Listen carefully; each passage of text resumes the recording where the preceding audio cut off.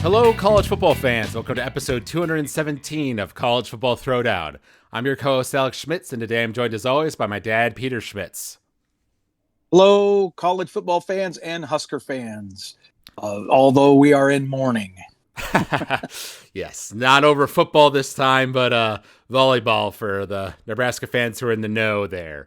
Right. But we have some other positive news, thankfully, to talk about on the Nebraska side of things. So we'll be diving into that this week, as well as some big news in the national world of college football, major scandal, as well as our predictions for the upcoming bowl games, including Nebraska's game in the Las Vegas Bowl, and of course the first round of the playoffs. Right. We got all the playoffs, and we got a Heisman Trophy to talk about a little bit. You know, all the other craziness that's going on in college football. That's right. And for those who may be listening to this podcast for the first time, we are a father-son duo here to talk about college football by college football fans for college football fans. And as is our tradition, we're going to stick with it and open up a cold beverage here. I got myself my Golden Road Mango Cart. All right. You are getting into a rut on the Mango Carts, and so am I with my kilt lifter. Since I'm down here in Arizona for the winter, I'm loving myself some Four Peaks Brewing's kilt lifter Scottish ale. So cheers, son. Cheers. A nice beverage. In my case, the past couple times I've gone to my grocery store, they've had the 12-pack on sale. So it's like, well, how can I pass this up? Right. Well, we'll kick things off with the Nebraska side of the conversation today. One cool piece of news we wanted to flag is we talked about how Emmett Johnson made like the first team, all Big Ten lists for running back for this year. It was also announced that for several of the organizations that announced their lists, he also made first team All-American with several publications. So, once again, adding to his stock as he goes in the NFL draft. So we wish him all the best on his endeavors there. Absolutely. So deserving. Something else I'm noting as these All-American lists come out that is always that is going to be probably a little bit of a surprise for you. But which Big Ten team is the team that's leading in the most number of All-Americans? You mean this year or all time? This year. No, this year. Oh, I actually don't know. Give you a guess. Indiana? I'll give you a second guess. All right. Ohio State. I don't know. No. Iowa. Oh. Iowa has the most All-Americans in this class within the Big Ten teams. A crazy stat.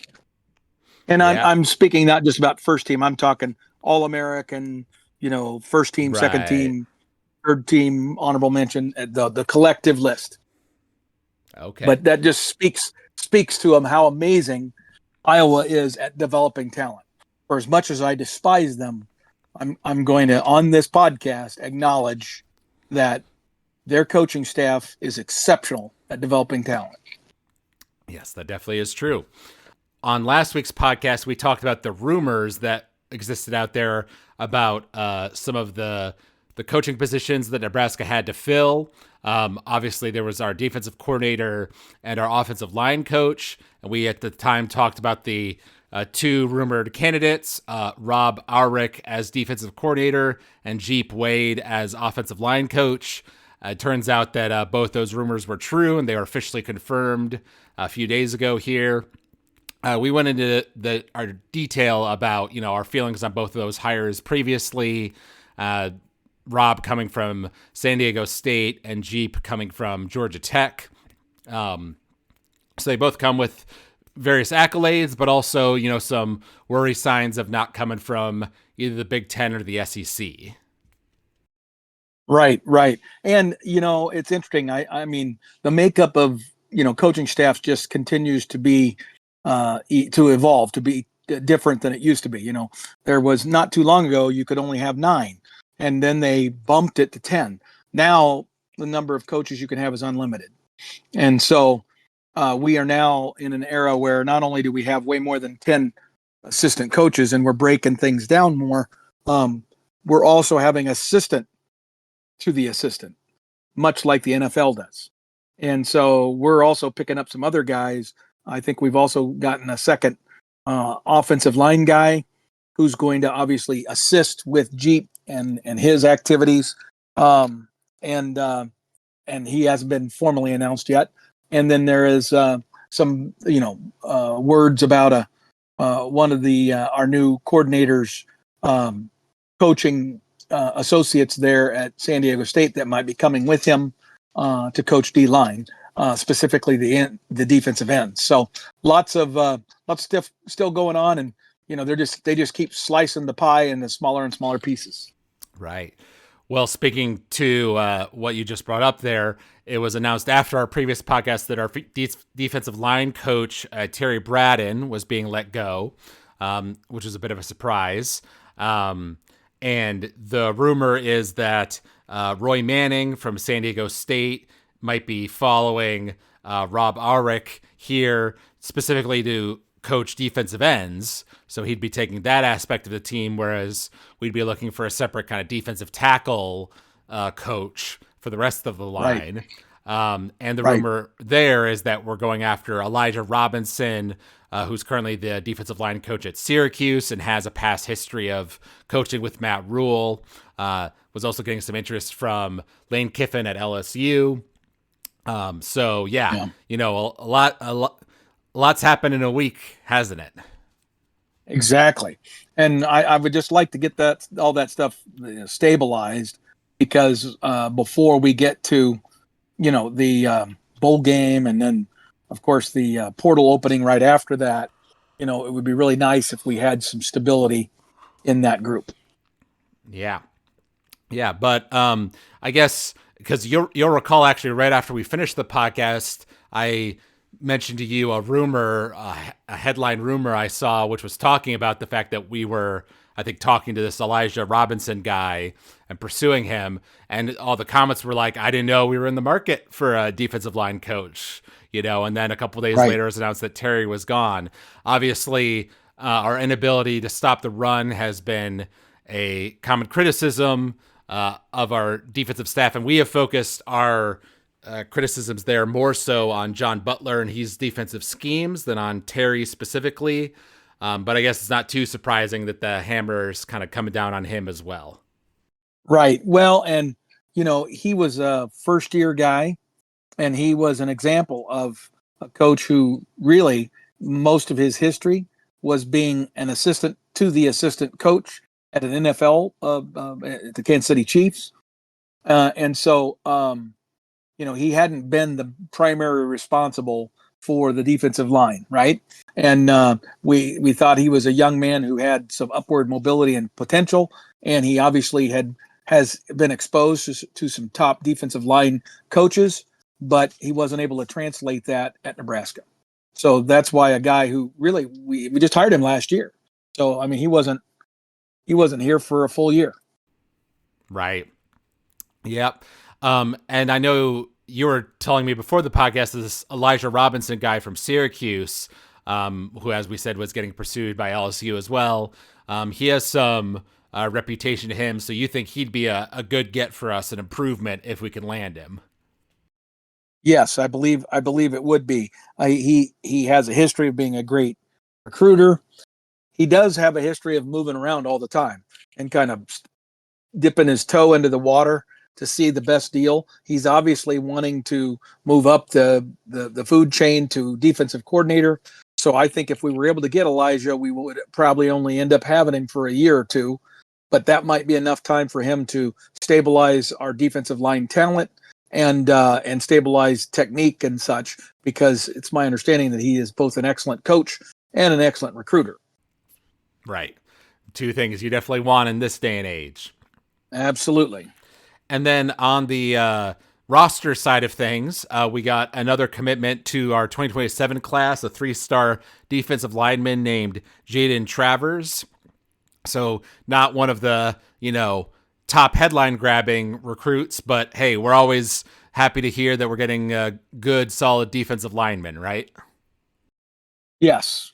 And I don't know. I mean, this guy's a 3-star, so a lot of people are going to throw water on that as far as excitement. But he's a guy that I think we've been on for a while. You know what I mean? He was an early evaluation, and generally speaking, I feel like we've been pretty good with those.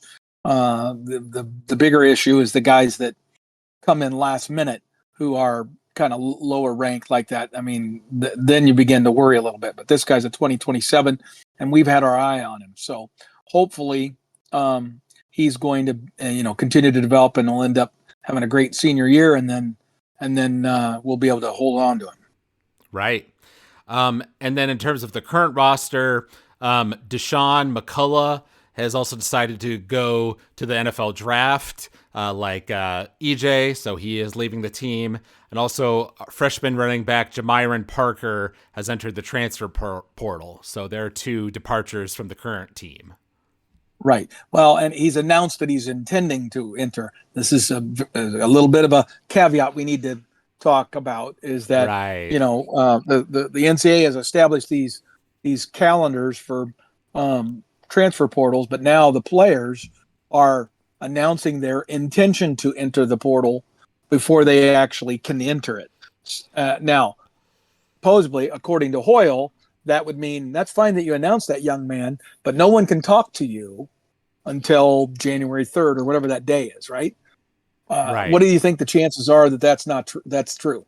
What do you think 0. the chances are that he's not having his agent, if he has one, or his high school coach or his parents talk with any number of schools that he might be interested, so he can proactively kind of get a reservation, so to speak, at a few of the schools that he's targeted, so that he can, on the day of the portal opening, get his paperwork in and out. You know what I mean? And he's not the only one.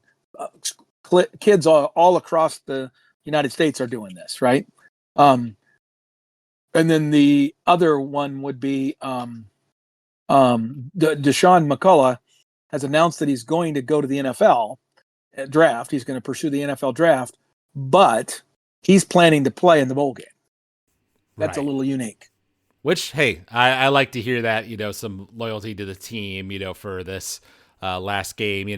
He probably doesn't feel like maybe his prospects are as good as, Emmett Johnson's are, let's say.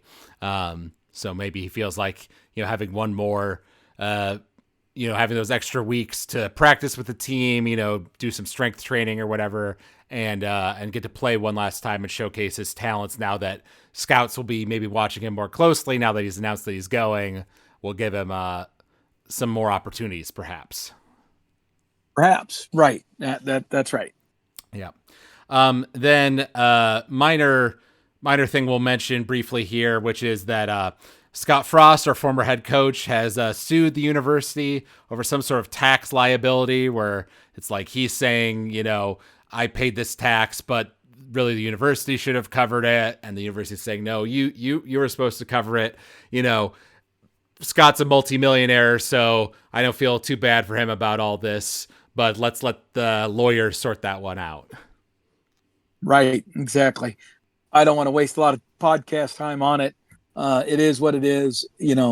Legally, whoever is at, obligation will ultimately have to do this, or they'll come up with some compromise. That I suspect that's probably what it is that even if Scott is ultimately responsible for this tax liability, he might be able to get the university to enter into a negotiated settlement just to get it out of the papers and move on, and not damage our reputation as an employer, right?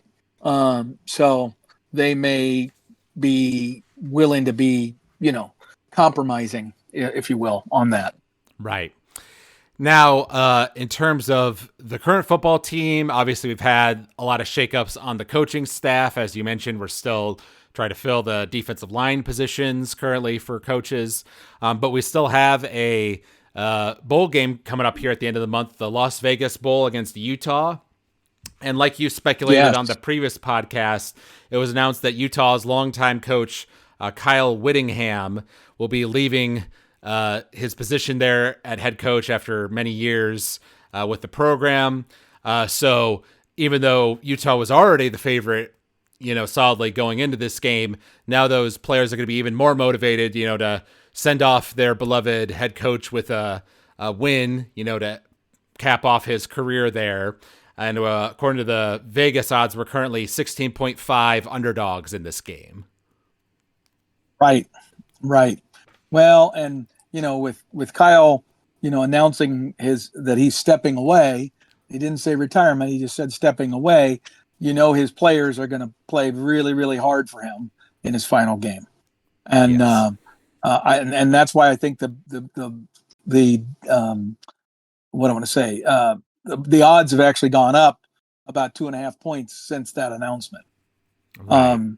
There's nothing that points to Nebraska being able to compete against this Utah team. This Utah team is effectively the second or third, arguably second or third best Big 12 team, and we are likely, in the 6th to 8th range, maybe ninth even, of the Big 10 teams. Now we basically, jumped a couple of teams that probably should have been invited to this Las Vegas Bowl, but we were invited because we will likely bring a bigger audience than either of those teams would have. Right. Yes. Well, and the game is kind of in your neck of the woods because you're staying out in Arizona and Yeah. not as far from Vegas, though obviously the date, being on New Year's Eve, basically, not Yeah. ideal for your holiday plans. Right. And that's in the middle of our time back in Michigan, visiting your sisters and and our extended family. So I don't think with a 16-point underdog, I'm going to invest the time and commitment to come out to Vegas for that and shorten my time up in Michigan. So I will probably find a good television set to watch it and root the boys on from the behind the TV. Yes, I would agree.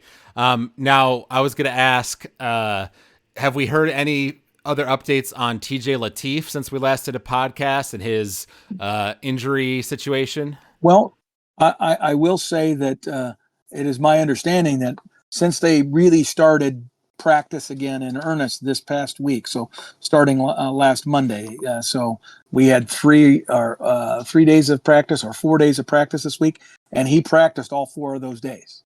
So he is also obviously doing a bunch of rehab stuff. They're keeping him out of certain drills, but by and large, he is participating, and they are moving forward with the intention that he's going to play.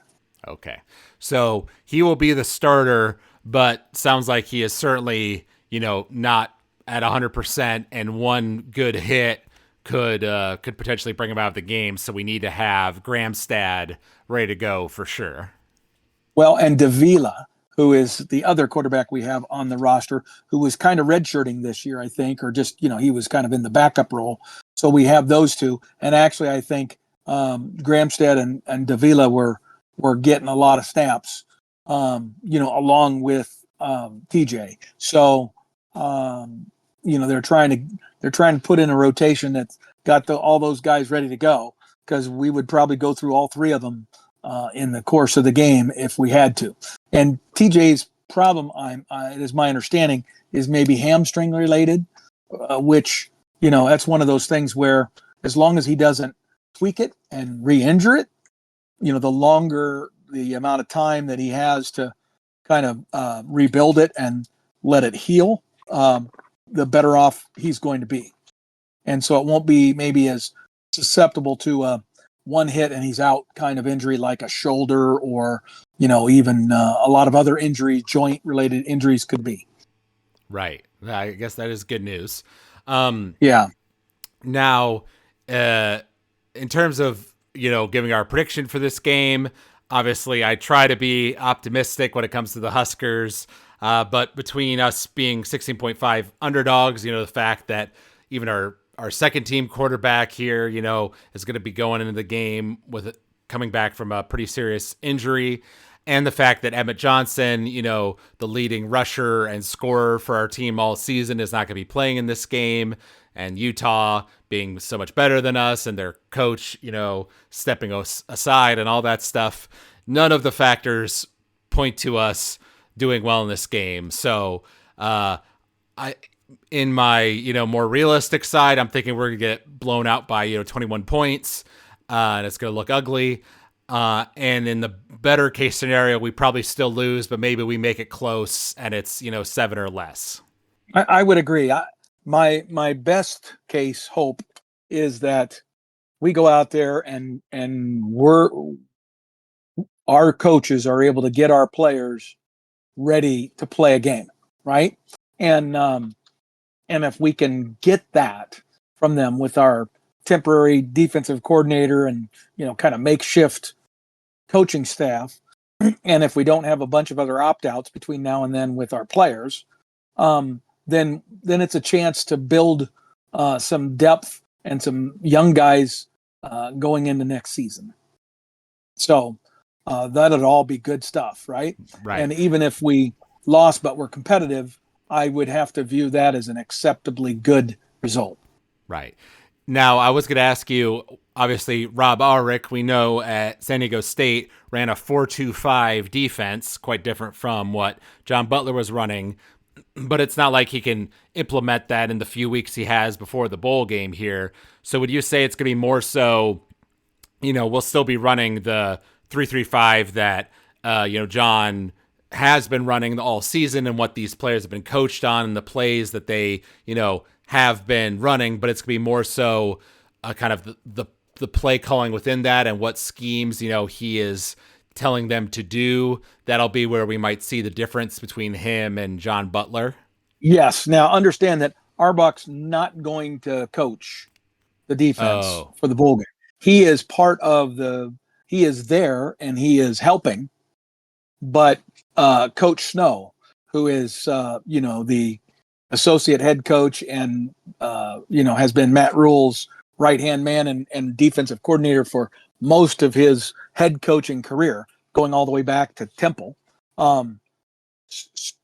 He is going to be the temporary defensive coordinator. And he has brought Eckler along to coach defensive ends. So a lot of these new coaches are not yet in the mix. They're going to maybe be there and observing and stuff, but I don't know if because, when you transition to a new school, you've got to take an NCAA test and prove that you know the rules, and there's some time frames that are involved and such. And so they just made the decision that given the number of days between now and the bowl game, the best case scenario was to take from within what we've got and let's get our guys going in the right direction. And in our interim defensive coordinator Snow's visit with the media, he basically said, we're not changing John's defense. You just can't do that. So the nomenclature is going to be the same and all that sort of stuff. However, it's not like we didn't have 4-man and 5-man defensive line structures. It's more a matter of how often we use them and how much stuff was being thrown at those guys. And so Coach Snow's whole thing was, I'm going to get guys who want to play with incredible passion and heart and play hard and tough. Okay. And I want them to know exactly what they're doing. So he's going to probably greatly simplify the defense that we're going to run. And I think we are going to see 4-man line a lot. Okay. But it's going to be within the framework that Butler already had in place, and White, frankly, before him. They all have the ability to be multiple. It's just that what are you going to be in more often? Where with Butler, we were in that 3-man line a lot. Not all the time, but I'm going to say 40% of the time. We'll probably be in a 4-man front, and maybe even a 5-man front over 50% of the time in this game. And because, it's an athletic quarterback who runs, who's between their two quarterbacks, who are both athletic. I think they have over 1,000 yards rushing, and their running backs, the top 2 or 3 running backs, they rotated running backs. They had over 2,000 yards rushing. So they are a team that runs the football a lot, right? So Right. our whole scheme is going to be focused on, okay, we're going to stop the run and hope that we have some pretty darn good coverage corners and safeties. We're going to have to find a way for those guys to do their job and allow us to do some stuff in front of them. And if we can do that, we might be able to, slow these guys down. And if we can slow them down and make them particularly reliant on maybe throwing the football, maybe we can slow down their scoring. And then offensively, assuming that TJ can play and is healthy, we do have a couple of linemen who aren't playing, but if we can put together an acceptable makeshift offensive line, we've still got some great wide receivers and solid running backs and athletic quarterbacks. So maybe we can be productive offensively. All right. Well, I like your optimism there that maybe we can slow them down and everything, and that the permanent replacements are kind of staying on the sidelines here, so we can achieve more continuity within the team. Which, like you say, I think that is a smart move. But I'm gonna have to be brutally honest here and say that I think we're gonna lose against Utah, and I think we're gonna struggle to score. Given the injuries to our quarterback position and the fact that Emmett is gone for us. So I'm going to say it's going to be something like 17 Nebraska to 40 Utah. Woo! Okay. I hope they don't score 40 on us. God, that'll suck. I think because of Coach Snow and frankly, I think the Nebraska players are embarrassed. So I think there's the pride factor is going to be in the mix here. And again, we're making this prediction 2 weeks before the game.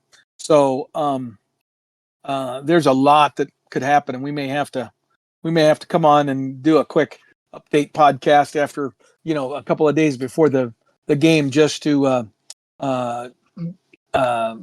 update our prediction.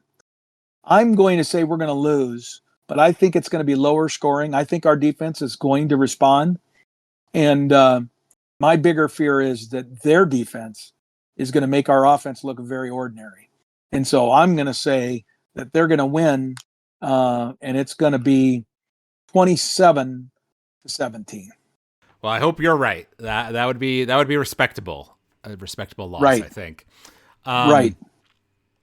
Okay, and then in terms of other Nebraska sports, we want to briefly mention men's basketball, not a sport that either you or I really follow much, but they did have a big game this past week where they played against number 13 ranked Illinois and beat them with a buzzer beater, a 3-point shot to end the game right at the end that, of course, has gotten clipped and spread around online and everything. The radio announcer went crazy when it happened. So good win for that team.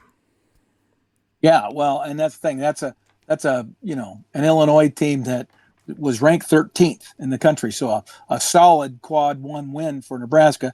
Now, I think there's a couple of things. One of their key players was out of the game, which probably helped contribute to us winning. But that was a game that was an away game. And in classic Big Ten conference style, the refereeing in the Big Ten that sucks horribly in football also sucks horribly in basketball.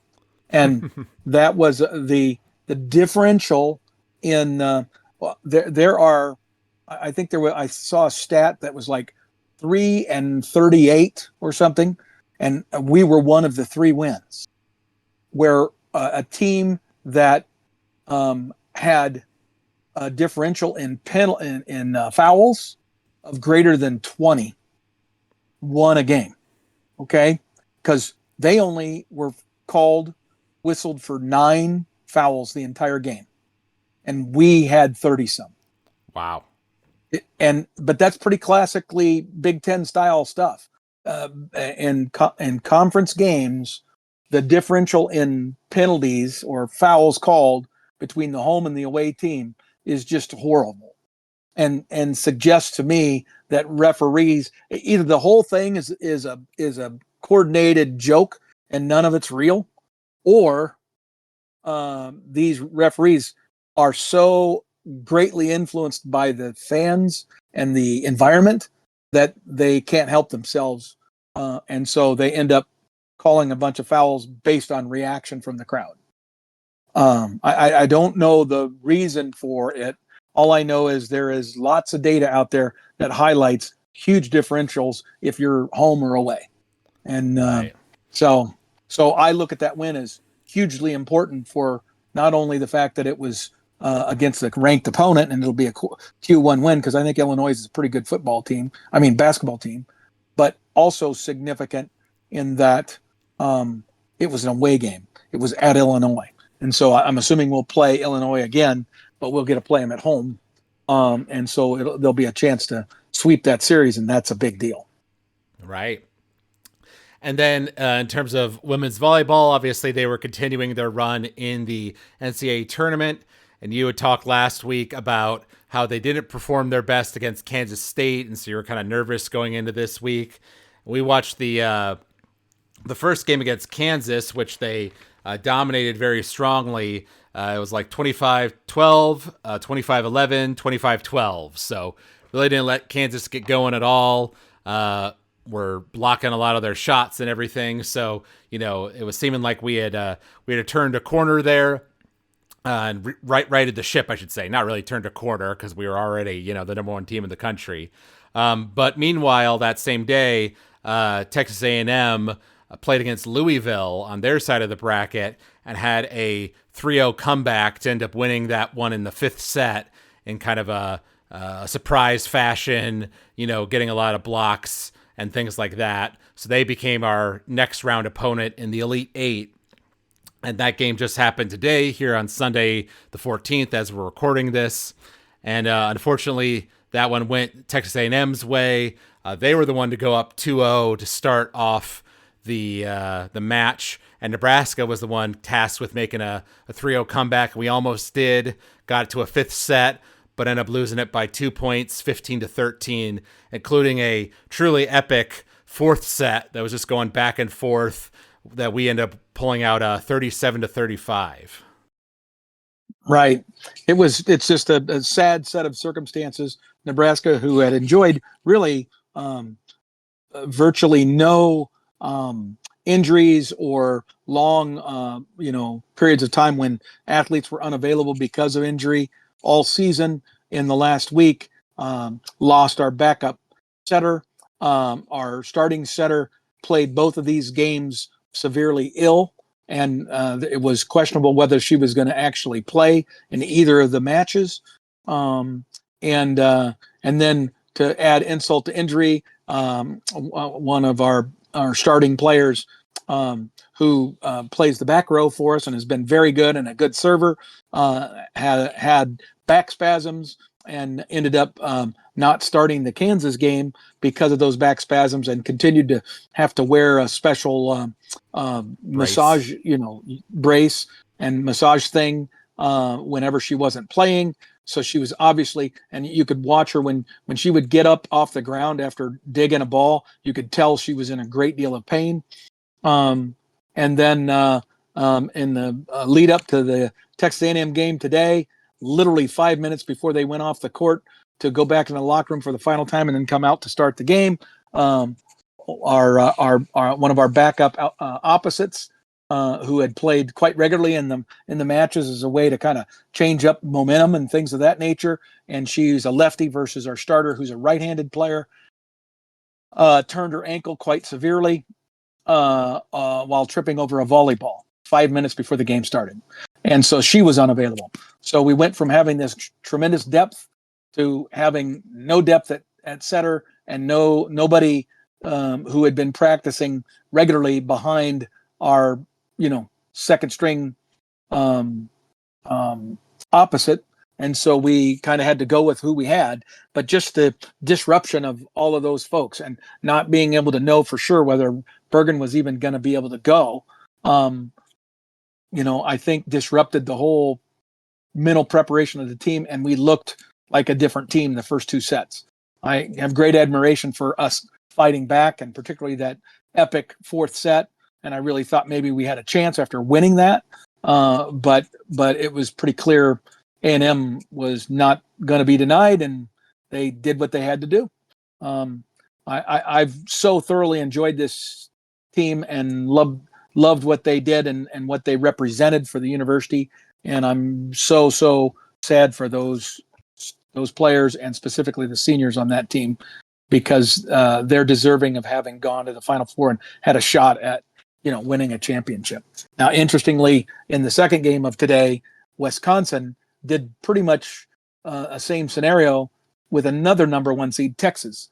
Hard for me to root for either one of those teams, but after us losing, I really wanted Wisconsin to win just so we'd have a Big Ten representative in the Final Four. Wisconsin was able to pull it out and get a 3-1 victory. They dominated, pretty much controlled the first two sets, and then it was a back and forth third set that Texas won, and then again Wisconsin was able to resecure control and won a comfortable third set, and game over. They are going to the Final Four. So now Wisconsin's going to play Kentucky, and Pittsburgh is going to play Texas A&M. There you go. So I know before the podcast, you were worried about Texas making the comeback on Wisconsin in the fourth set, but Wisconsin pulled it out. So like you say, at least there's one Big Ten team in the Final Four. But yeah, for this Nebraska game, actually in the first set, we got off, I want to say it was like 11-5 at one point in our favor. So we had a 6-point lead. They looked a little shaky coming off of the game initially. Obviously, they went to 5 sets, played it very tough against Louisville 2 days before, whereas we kind of got a breeze through Kansas. So from a rest perspective and physicality, we kind of came into the game, better prepared, you would say. Right. But then they started figuring some things out, started to get their block going against us, and went on a 10-0 run of points to end up narrowly winning that first set. And that's the one, looking back at it, that you'd really like to get back, because it was a 25-22 victory. And with the point lead that we had, we should have been able to close that one out. I totally agree. That's where we lost the match. And otherwise, we never stopped playing hard. It's just that we had some of these destruction, these negative things that happened to us over the course of the week that I think kind of overwhelmed the team a little bit, and they didn't have the mental toughness to overcome them. Right. And it's sad, but that's sports. That's why you play the game. Yep, and that's something we've talked about, right, with the new longer playoff format that we have now in college that we're in the second year of, is, you could be like Oregon was last year, right? They went into the playoff as the top ranked team. They had looked really good in all their games, but in a playoff type format, it's really about how are you playing at the end of the year? How injured are you? Et cetera, et cetera. And last year was Ohio State, who kind of caught fire at the end and was playing like the best team in the country, and volleyball 2 years ago, right? That team was Texas, who beat us in when we played them in the Final Four, and looked way better and way different than they had in the regular season. So unfortunately for Nebraska, even though we looked amazing the regular season, won all our games, was always the top ranked team, but this kind of set of injuries and perhaps some inexperience. I know it was mentioned that this Texas A&M team had like 9 seniors on it, so they were very experienced, whereas we have a lot of youth, which means we have a bright future ahead of us. But at the same time, it's a pressure makes diamonds kind of situation, right? Exactly. You almost have to hope or create, and maybe in the future, Coach Busboom, who's now lost in the with two undefeated teams in her career already, both one at Louisville and now this one at Nebraska. She maybe needs to revisit her techniques and philosophies, and I think there's something to be said for holding some things back for the postseason, meaning have some things that you work on all season but do not use, and also that maybe you allow some sets to get away from you and let your players collapse and lose a set here and there, or even create that circumstance by substitutions that you do, so that you can stress your team and then learn from that stress. Because one of our best players played the worst game of her career today, and it's because she had never been stopped like she was stopped today. Right. And she didn't know how to respond. Right. But to DBK's credit, we have pointed out how she does swap players and bring in, the young talent way more frequently, more often than John Cook, our previous coach, would. When you and I were together for the senior day, we were wondering, is she going to bring out the A team, just to dominate this team, or was she going to, let the seniors go out there, even though, some of them haven't had as much playing time? And she let the seniors go out there, and there was, that team started to make a comeback, in the third set, kind of made it closer, right? But she kind of stuck to her guns there. So I'd say she's been pretty good about, trying to give them some of that pressure despite the dominance, right? Right. And I like that about her approach. I just think that I wonder if she might have wanted to go ahead and do even more of that to actually force some set losses and maybe force us into more of a stressful situation. I don't know. Or maybe the other argument is, and we can end on this, Texas A&M plays in the SEC, and they got two teams. The SEC got two teams into the Final Four, almost three, and they had, for the first time after a long hiatus, a conference tournament, and that tournament produced some really intense, championship level competition in volleyball. Matches leading up to the championship of that conference tournament. It's not the be all and end all. You lose that, and you still get to play in the big tournament, the national tournament. But it creates that environment because you're playing for, the trophy, right? So it creates that environment. And I just wonder if maybe that will motivate the Big Ten to do the same. Maybe. All right, now switching over to the national side of college football. There's been one huge story in the world of college football that has kind of consumed all the media over the past week, which is, of course, the sudden firing and arrest of Sherrone Moore, the head coach at Michigan. Of course, there was a bunch of speculation when that was immediately announced. We knew he was fired for a cause, and turned out he's been charged with third-degree home invasion, stalking, and breaking and entering. He was in a intimate relationship with a woman on the Michigan athletic staff in some form or fashion, and apparently she broke off the relationship, and he did not take it well. Just a lot of drama there. Of course, now Michigan's in a full-fledged coaching search to find a replacement.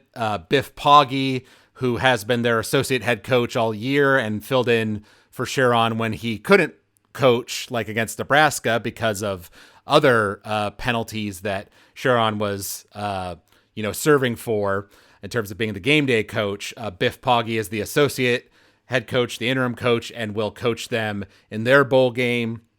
I'm curious, what you've heard from your friends from back in Michigan and your friend Brian Clower, who's been on our podcast. It's been a tough week for the Wolverine fans, for sure. Well, it has been. And, the thing is that there's just so many angles to this. The first one is, of course, the one about Sherrone and just how stupid can a guy be kind of question, right? Like, How can you jeopardize your life, your family? I mean, this is a guy who's married and has 3 children, um, to do this. And he did that. And and then when the thing didn't go the way he wanted it to go, he kind of lost it, right? And once it became um, once the investigation had opened up, because this investigation's been going on, it's Yeah. my understanding that people had known about. There was rumor, it wasn't proven or anything, but there was rumor that there was an issue as recently as early this season, like September. And so I mean, for it to take this long for the school to complete its investigation, and they did that, of course, and then brought their punishment to him after recruiting was over and the signing day had happened, and then they told him, "We're going to fire you for cause because we now have a reason to let you go, and we don't have to pay you because you broke, the contract." And so then he lost his head, and then went to this ex-staffer who was an assistant for her, like an executive assistant for him, and went to her house and scared the heck out of her and threatened to take his own life. So there was concern about him being suicidal. I mean, it really got weird. Yes. Yeah. Well, I think I had read something like that they were investigating this back in like summertime, but at the time, like the woman, denied that there was anything happening, and so they didn't have the dirt they needed to really go after him or whatever. But then she changed her tune here more recently. So yeah, just a messy situation. I'd like to make a point that apparently since Jim Harbaugh was hired at Michigan, several years ago, 11 athletic staff members or football staff members at Michigan have either been arrested or banned from the sport since then. So, for Michigan having, a good academic reputation and things of that nature, they've kind of become, with the cheating scandal and all that stuff, they've kind of become a dirty school in certain ways. Absolutely. It's ridiculous. I mean, that's craziness, right? The number of show cause penalties that coaches have because of all the things that have done. The fact that they had I'm talking FBI investigations because of, changing grades and breaking into computers. And I mean, all kinds of crazy stuff going on.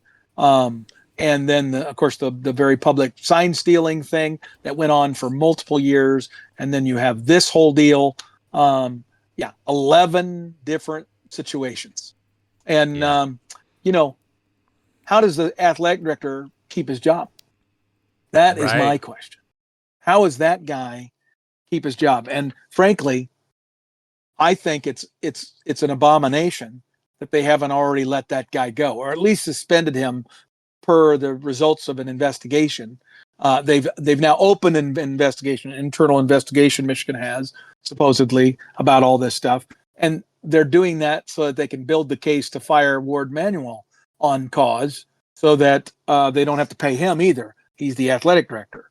But and so I think their best path forward would be to leave this interim coach in place, let him proceed through till next spring, even if you have to, so that you give yourself a chance to get rid of Manuel, finish this investigation, fire Manuel for it, and then get yourself a new AD and let that new athletic director come in, clean house on some staff, and then hire himself his new football coach. Right. Well, that's getting to the next part of this conversation, which is about the replacement coach. And I do understand what you're saying there, because if there's a new AD, of course, he wants to be the one to, choose the new head football coach. But on the other hand, if you wait, we know that there's already discussions happening. If you wait, these other coaches you might be interested in might either get taken up by other schools, or their current institutions will, give them raises and lock them into longer term deals and buyouts and stuff. And you either won't get them or will have to pay way more than you thought to get them.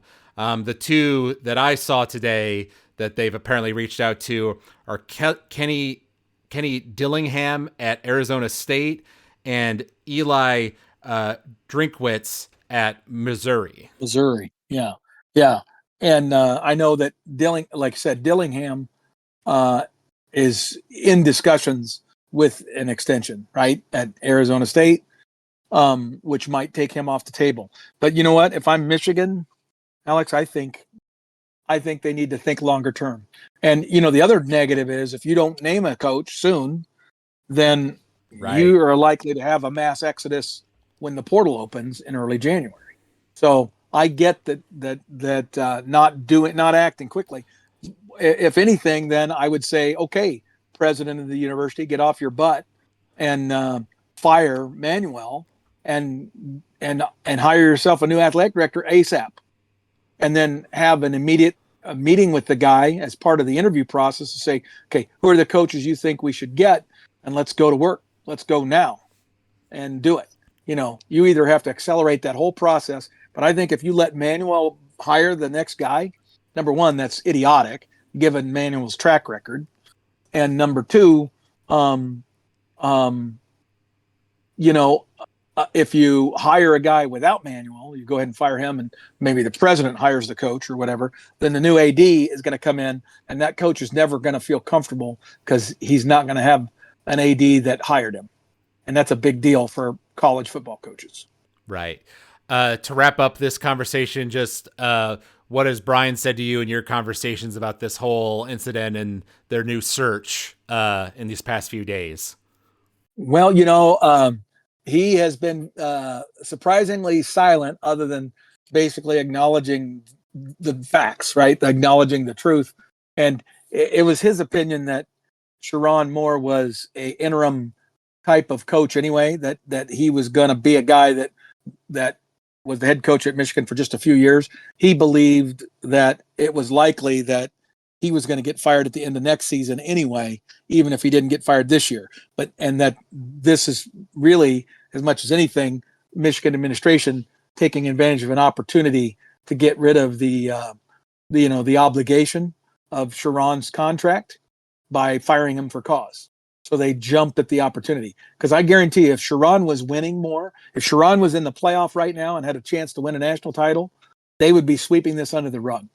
They would be acknowledging that it happened, reprimanding him, maybe giving him some cut and pay or something, but they would have stood by their man. Right. But Sherrone was not going to be the guy, and clearly he has some stability issues the way he went off, right? And he's had some other issues, right? It's not the first time that he's had issues with, kind of emotional control.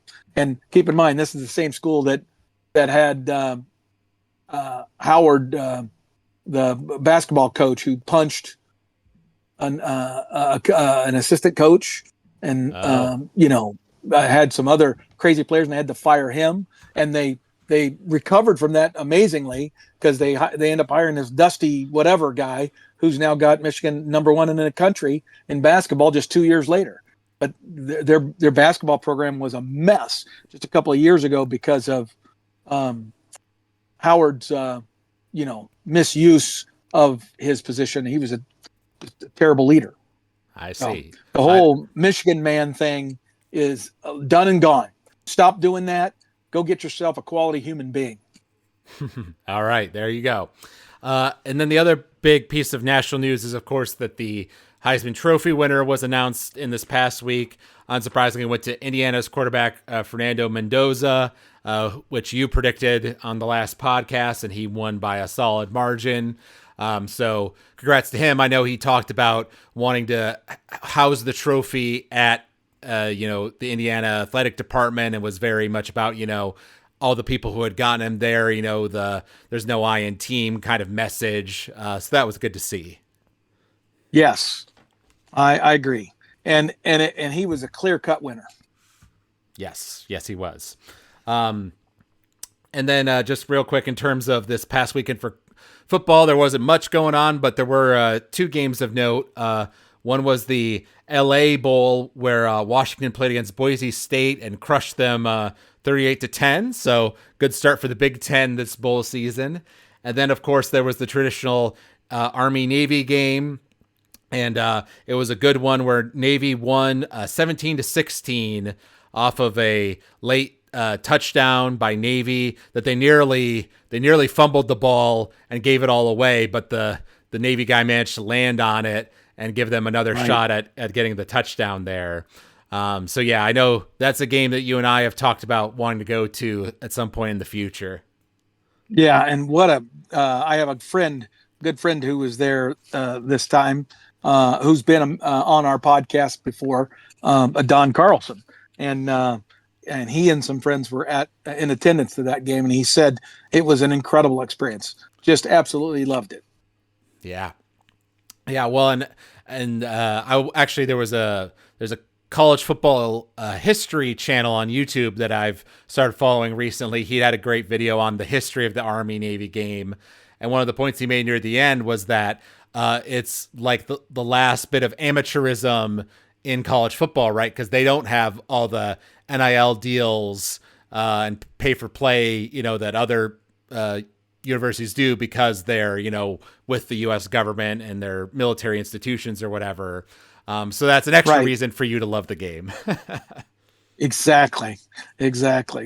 Yeah. Now we're going to get on to our predictions for the first round of the playoffs, as well as some of the major bowl games, in addition to the Nebraska-Utah game that we mentioned. I guess let's start with the bowl games first. So speaking of Michigan, they have to go play against Texas in the Citrus Bowl. And I think, Texas was already going to be a tough matchup for Michigan, regardless of anything else going on. But with this Sherrone Moore situation and the fact that the portal is coming up right after the bowl games, as you mentioned, and probably some players maybe looking to just pack their bags and leave, I don't think their odds are very good for this game. No, I would agree. I think it's going to be a tough deal, and I haven't heard any of the details of the number of people opting out and all that, and we probably are going to hear that here in the next 5 to 10 days, that there'll be quite a few opt-outs, and I think Michigan will have their fair share, if not more than the fair share, and that's going to hurt their ability to compete in that game. Right. And according to the Vegas odds as of today, Texas was a 7.5 favorite.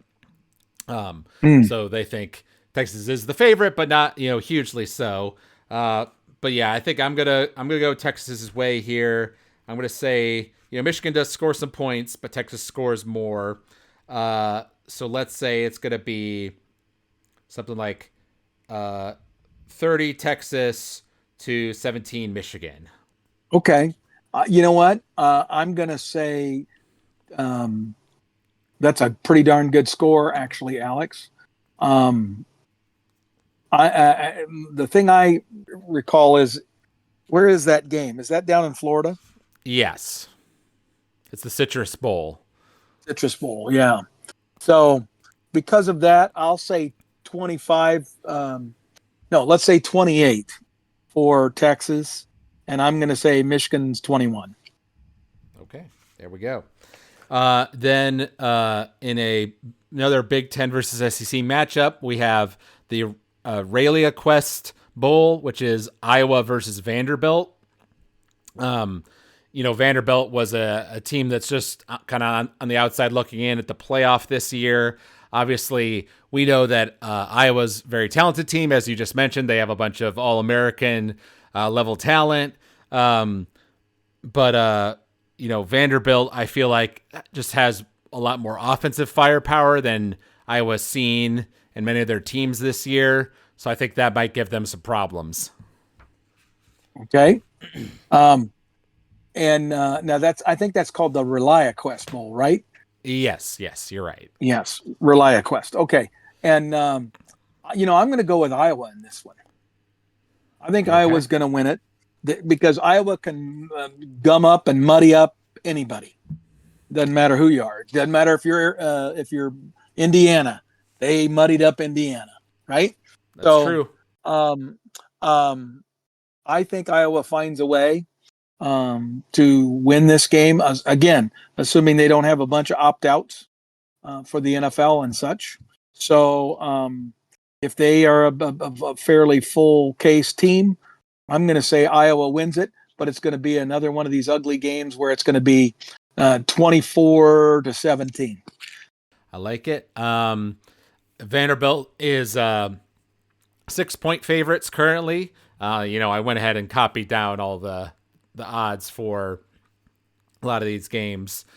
I'm going to go ahead and say Vanderbilt wins this one, but I think you are right that Iowa will, muck it up. It's not going to be like a blowout or anything. But I'm going to say Vanderbilt wins a little bit higher scoring. So let's say something like, 33 Vanderbilt to 21 Iowa. Okay. Next up, we have the Alamo Bowl, which is USC versus TCU. So a Big 12 matchup here. And this time, I think I will go with the Big 10. I think USC can pull this one out. Might be kind of higher scoring, knowing the offense of both teams. But I'm going to say USC wins. So let's say it's going to be something like 42 USC to 28 TCU. USC, TCU. So okay, so see, I want, and I believe USC should be the better team here. And again, I'm sounding like a broken record, but my concern about all this is how many of these guys are not going to play. But assuming that they're at full speed, both teams, I would agree that I think USC wins this game, and I think it's a comfortable margin. I think SC plays well and ends up scoring 38 points, and TCU 17. Now, if I may ask, how is USC playing TCU and we're playing Utah? Because USC fans don't travel. Precisely. Yep, Which is what makes craziness over this whole bowl setup. Right. Then we have the prestigious Pop-Tarts Bowl, which this year is BYU versus Georgia Tech. I believe it was going to be Notre Dame instead of Georgia Tech, but Notre Dame has, opted out of doing the bowl games because of their protest vote about the playoff and everything. And we know Georgia Tech obviously is losing some of their coaches because some of them have come over to our staff. But I feel like BYU should win this one. Apparently, according to Vegas, BYU is 4.5 favorites, so not massively so. But I have a little more confidence in BYU. I think they can win by more than that. So I'm going to say BYU wins, and it's going to be 35 BYU to 21 Georgia Tech. Do you know where that game is being played? Yes, it is Camping World Stadium, Orlando, Florida. Okay. I'm going to agree with you. I think BYU wins the game. I think the fact that it's down in Florida might lend itself to, maybe a little less of a overwhelming a fan advantage for BYU. I mean, if it was down in Arizona, I would have picked BYU, and I would say it wasn't even close. I think it'll still be a BYU victory, but it's going to be closer because it's down there in Florida, closer to Atlanta and Georgia Tech, right? So it'll be more of an equal audience. I think BYU wins it. And man, if they can run the football, this could end up being 55-7 or something crazy like that. But I think it's going to be kind of a back and forth thing, and there'll be some mistakes and errors and all that. And so it's going to end up being a 24-17 victory for BYU. And then this one's kind of interesting. The Pinstripe Bowl, what you would in most years, just looking at the names of the universities, say, oh, that's a major matchup, which is Penn State versus Clemson. But of course, both teams just barely kind of limped into the bowl season this year. So they're I'm almost certain they're going to definitely have some opt-outs, from some of the talented players on their teams. So motivation might be a factor in this one. But, to give Penn State credit, right, as we kind of saw, it felt like, they're playing better football later in their season. Their interim coach was doing a pretty good job. I'm not exactly sure what their situation is with Matt Campbell now being, the guy who's going to be the permanent head coach moving forward. But I think I'm going to lead Penn State's way, even though Vegas is leading Clemson's way by 4.5 points. Oh, wow. Oh, then I would agree with you. I think that's a great bet then. I mean, if any of our listeners are bettors, this would be a one to jump on. You're telling me that you get 4.5 points and Penn State? Right. Well, I guess wow. Vegas people might be looking at all the, the chaos and the coaching changes and stuff and thinking maybe that, doesn't reflect well on them. Right. But I don't know how many people are opting out on Penn State either. So right. I guess I bet you that's a line that will move a lot between now and the actual game. I'm going to say Penn State's going to win that football game for a variety of reasons. Not the least of which is it's in New York City. Right. So it's going to be a massive Penn State crowd, relatively speaking. And they're going to be wanting to see their future. They're going to be wanting to see all the young players. And like I said, I don't know what Matt Campbell's doing, whether he's already joined the team and is going to try to coach the bowl game or whether he's just going to be an observer. But regardless, everybody's going to be wanting to try to impress him. So I think Penn State's going to play reasonably well here as long as they don't lose too much of their talent. And that's the unanswered question. But I think Penn State's going to win it. And it's going to be, I'm going to say 14 points. I don't even think it's going to be that close. So let's say 28-14. Well, I'm still going to stick with Penn State, but I'm going to say it is going to be close. Clemson, does have some talent, obviously. So I'm going to say similar to your score, but maybe 28 Penn State to 24 Clemson. Yeah, okay. You probably have a better score than me. I will concede. All right. Now, of course, we get to the playoff games, the real show that's coming up this weekend here. So we'll go ahead and start with the ones that are a little bit easier to predict. So we've got James Madison going up against Oregon, and of course, viewers should keep in mind that whoever's the higher seeded team gets to play this game at their home stadium. So in this case, it'll be at home for Oregon. And they're certainly the favorite going up against James Madison. And yeah, I think Oregon should have this one pretty solidly in hand. So I'm going to say they win it. Let's go with something like 38 Oregon to 21 James Madison. Okay. I think this is going to be 42-7 Oregon or worse. All right. I think this is going to look like a preseason beatdown. Okay. Well, we'll see between that's the group of five, one of the group of five champions, and then our second one is Tulane going up against Ole Miss. So sort of a similar situation there. Now, actually, I do think a little bit less of Ole Miss than Oregon in terms of the schedule they played and all that sort of stuff. And obviously they have the whole thing of Lane Kiffin leaving and everything.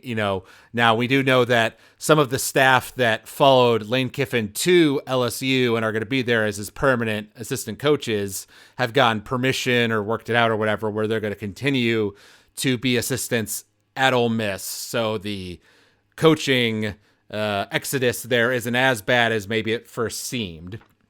So that does help them out. But yeah, I still think that they're going to win that one pretty solidly. let's say maybe a bit lower scoring. So I'm going to say something like 31 Ole Miss to 17 Tulane. I'm going to agree with you on just about everything there, Alex. I just think it's going to be a little higher. So I'll go. You said 31. I'm going to go 38-17. Ole Miss. Okay, that's fair.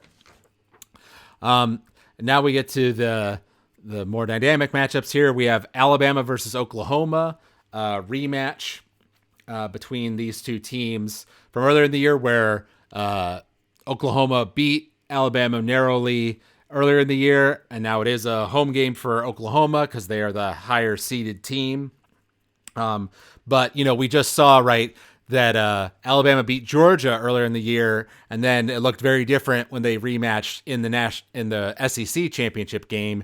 Do you think it's going to be a similar situation where Alabama is going to be dusting themselves off from a tough loss to Georgia and kind of get their players fired up and go beat the Oklahoma team that beat them before? Well, I would say that I will be surprised if Alabama doesn't play a lot better than they did in their last two games. I think that, yes, having the time that they've had, they're going to be able to get themselves refitted, reorganized, if you will, and they will come out and play with greater effort and cohesion. But I would also say the same thing about Oklahoma. Now, again, I don't know who's opting out. And even these playoff games, there are players that are opting out of them to start preparing for the NFL. And I don't know the details of that. So that's another one that I would put the caveat in that I would love to be able to know, a few days before the actual game to get the list of who's in and who's out. I think Oklahoma wins it. I think Oklahoma wins the game. I think the home field in these first round games is huge. And the fact that Oklahoma's already beaten them once before, and frankly, Alabama has looked very ordinary for most of the season. So I'm going to say that Oklahoma is just a better team, and they win this game. Let's see here. It's going to be a little lower scoring. So I'm going to say 28 Oklahoma, 17 Alabama. Okay, interesting. Well, and I do know that one of the reasons Alabama looked so rough against Georgia is because they have had a lot of players injured throughout their season. So that is certainly playing a factor. And I'm inclined to agree with you, but I also want to spice up our predictions here so we're not all picking the same teams. Because Oklahoma, has not looked great offensively in a lot of their games. They've also had some narrow escapes, kind of like Alabama has had against lesser competition at the end of their year as well. So in this scenario, I'm going to say that Alabama plays better than they have recently, that, they use that time to get their heads on straight. We know that Kalen DeBoer's name has come up in the Michigan coaching search, but I just saw Twitter post where he, officially said, I'm committed fully to Alabama, blah, blah, blah. I don't think there's any serious thoughts of him leaving. So I think that won't distract the team too greatly. And I'm going to say Alabama wins it narrowly over Oklahoma in kind of a more of a defensive game. So let's say it's something like 24 Alabama to 20 Oklahoma. Okay. And then lastly, we have Miami versus Texas A&M. Now, in this case, A&M is the higher seed, so it's being played at Texas. Miami is kind of the ACC team that got in late, over Notre Dame, obviously.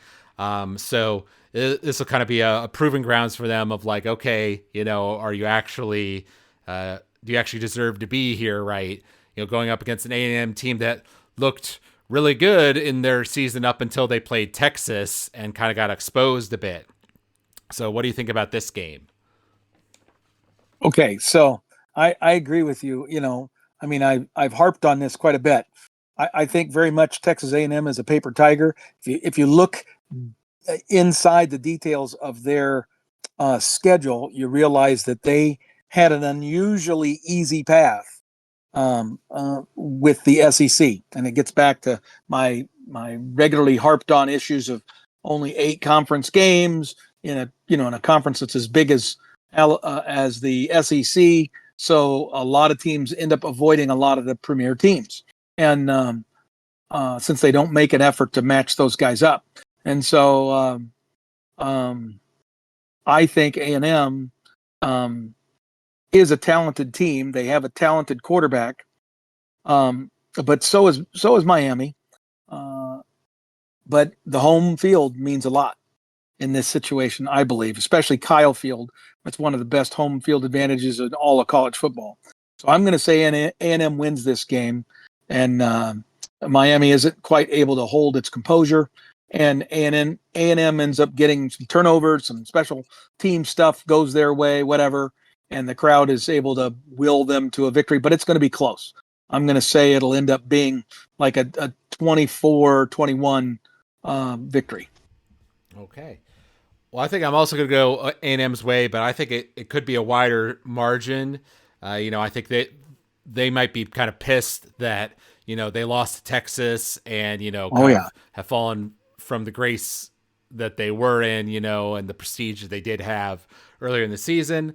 So I'm going to say that they take that home field advantage and pull off a solid win. So in that case, I'm going to say it's going to be something like 35 A&M to, let's say 17 Miami. Sounds good. Okay. Now, one question I did have for you, you were mentioning the opt-outs here a lot in our predictions. And so in terms of the rules, can they hide that information until a few days before the game? Unless they've changed the rules since last year and I didn't hear about it, you'll recall that 2 of the best players on Boston College were not announced as not playing. They had a top 2 round draft choice defensive end or defensive tackle that played for them and opted out, but it wasn't announced until like the day of the game. Like, none of the Nebraska media, nobody knew until the day of the game. So, right. I think that they can. I think the player has the option to tell the team whenever they want. Now, obviously, most players would tell their team in advance. In advance, because if you're doing that to avoid injury. So why would you go through all the weeks of practice for the bowl game and then opt out at the 11th hour, right? So if you're not going to do the practices, you would think that would get out. Although in the case of Boston College last year, it did not. So I don't know. Okay. I think we're going to see some late opt-outs. That's what I think. Right. Okay. Well, we'll obviously, keep an eye out on that. The playoff games are happening this weekend. Most of those bowl games we just predicted don't happen until further on into December. So, if there's anything major, certainly in terms of the Nebraska and Utah situation, obviously we will definitely talk about that, maybe update our prediction if need be.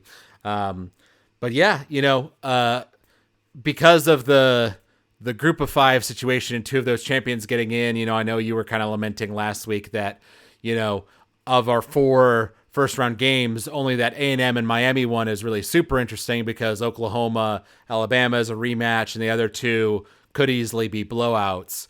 But, you'll recall that we kind of had some of those concerns last year. And then, like the Big 12 teams and the group of 5 Boise team that got in, right? Boise, everybody played respectably, generally speaking, right? Arizona State, came close in their matchup. So I think, people might get surprised. Yep. I think you're right. Well, definitely if you're coming from a group of 5, but I just feel like last year, Boise as a group of 5 who had a premier NFL caliber player, that was leading that team. When I look at, James Madison, I don't see that, right? I don't, and they have played a schedule that's so far inferior to anything that any of the other schools have played that I believe that if Oregon is on top of their game and isn't looking past this, Oregon should win the game and it'll be comfortable. Right. Yeah. No, I think you're probably right.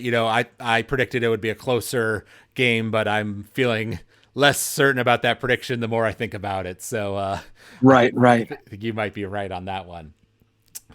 But yeah, so next week we'll be coming to you with another podcast. We'll be talking about the results of those playoff games, obviously, and what's going on in the Nebraska world. Maybe by then we'll have our new defensive coaches lined up.